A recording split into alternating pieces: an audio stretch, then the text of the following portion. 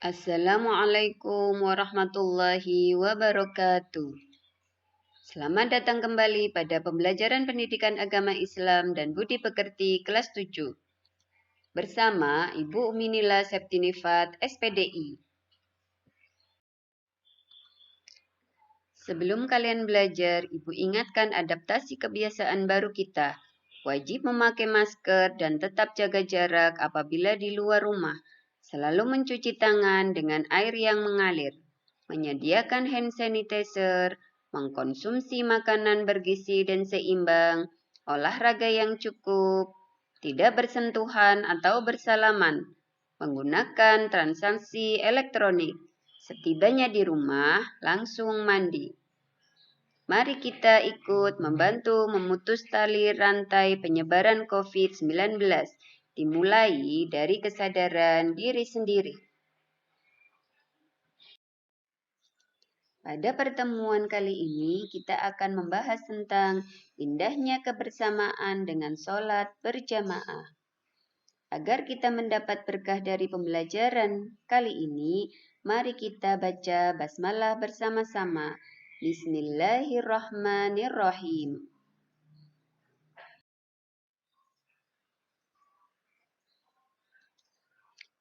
Adapun kompetensi dasar dari pembelajaran kali ini adalah memahami ketentuan sholat berjamaah. Perhatikan gambar berikut ini. Pada gambar diilustrasikan ada beberapa orang yang sedang melaksanakan sholat secara berjamaah, baik di rumah maupun di masjid. Jadi, sholat berjamaah adalah sholat yang dikerjakan oleh dua orang atau lebih secara bersama-sama dan salah seorang dari mereka menjadi imam, sedangkan yang lainnya menjadi makmum.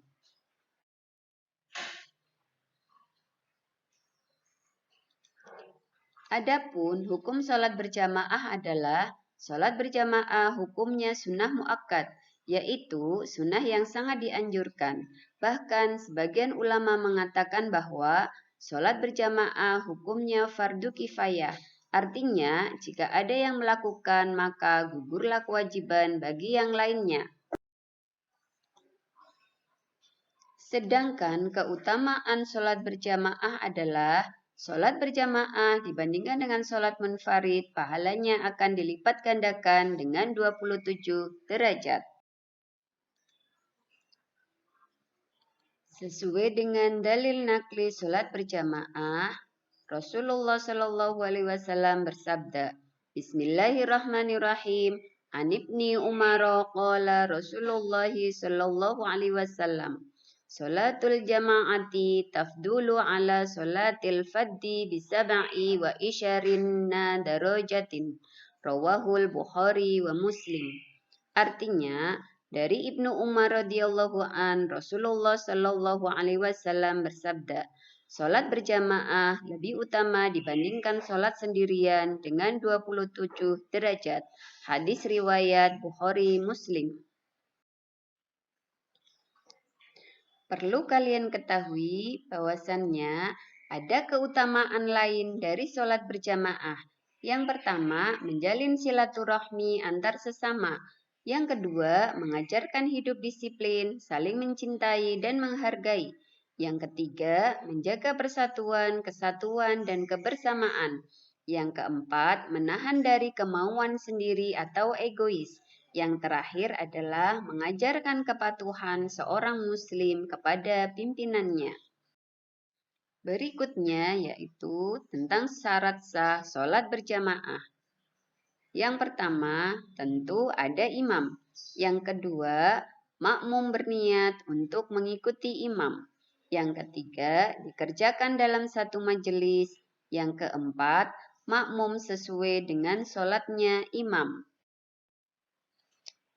Jika kalian ingin menjadi imam ataupun makmum, tentulah harus memiliki syarat-syarat tertentu. Yang pertama, syarat seorang imam adalah 1. Fasih membaca ayat-ayat Al-Quran.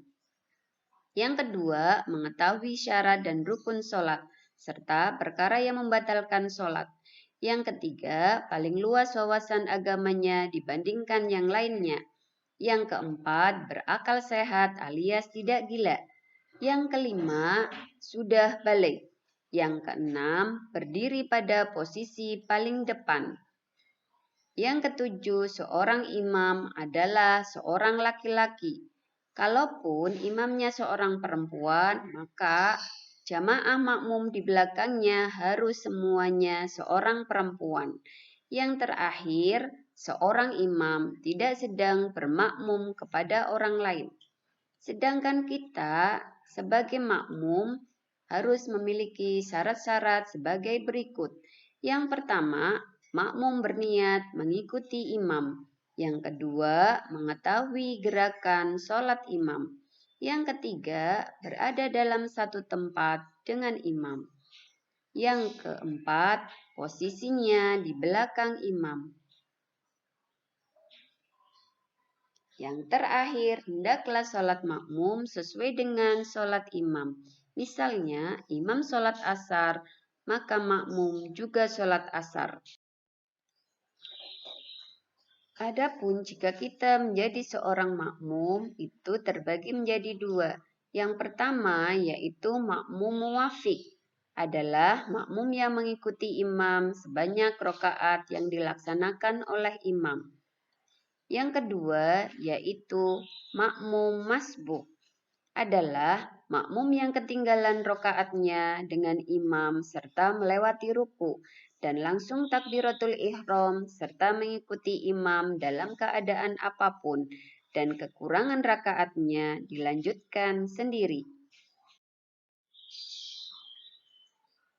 Kalian juga perlu memahami tentang shaf dalam sholat atau barisan jamaah di belakang dalam sholat. Perhatikan gambar yang pertama. Dalam gambar terlihat bahwa shaf sholat itu posisinya renggang dan tidak lurus. Hal ini merupakan shaf sholat yang salah. Ilustrasi gambar yang kedua terlihat bahwa shaf sholat berdiri secara rapat dan lurus. Nah, inilah termasuk shaf sholat yang benar. Perlu kalian ketahui bahwasanya dalam hadis Imam Muslim yang disebutkan bahwa Rasulullah Shallallahu Alaihi Wasallam mengatakan, shaf terbaik laki-laki ada di depan, sedangkan yang terburuk ada di belakang. Sebaliknya, jika shaf sholat perempuan yang paling baik adalah yang paling belakang, sedangkan shaf yang paling buruk adalah yang paling depan. Coba perhatikan ilustrasi gambar berikut. Di dalam gambar terlihat bahwa ada beberapa orang yang sedang sholat berjamaah di masjid dengan berjarak. Hal itu merupakan shaf sholat dengan situasi pandemi COVID-19. Adapun jika kita tidak bisa melaksanakan sholat berjamaah, tentunya ada beberapa halangannya. Yang pertama, hujan yang mengakibatkan susah menuju ke tempat sholat berjamaah. Yang kedua, ada angin kencang yang sangat membahayakan. Yang ketiga, sakit yang mengakibatkan susah berjalan menuju ke tempat sholat berjamaah. Yang keempat, sangat ingin buang air besar dan buang air kecil. Yang kelima, karena baru memakan makanan yang baunya sukar dihilangkan. Berikut ini adalah tata cara sholat berjamaah. Sholat berjamaah diawali dengan adzan dan iqomah, tetapi kalau tidak memungkinkan cukup dengan iqomah saja. Yang kedua, barisan sholat atau shaf di belakang imam diisi oleh jamaah laki-laki, sementara jamaah perempuan berada di belakangnya. Yang ketiga, di dalam melaksanakan sholat berjamaah, seorang imam membaca bacaan sholat ada yang nyaring atau jahar dan ada yang dilirikkan atau syir. Bacaan yang dinyaringkan adalah bacaan takbiratul ihram, takbir intikal, tasmi, dan salam. Berikutnya bacaan Al-Fatihah dan ayat-ayat Al-Quran pada 2 rakaat pertama sholat maghrib, isya, dan subuh. Dan bacaan amin bagi imam dan makmum setelah imam selesai membaca Al-Fatihah. Yang keempat, makmum harus mengikuti gerakan imam dan tidak boleh mendahului gerakan imam. Yang kelima, setelah salam, imam membaca dzikir dan doa bersama-sama dengan makmum atau membacanya sendiri-sendiri. Demikianlah pembahasan kita kali ini tentang indahnya kebersamaan sholat berjamaah. Semoga kamu dapat mengambil hikmah dari pembelajaran kali ini. Marilah kita tutup dengan bacaan hamdalah. Alhamdulillahi Rabbil Alamin. Akhiru kalam wabillahi taufiq wal hidayah. Assalamualaikum warahmatullahi wabarakatuh.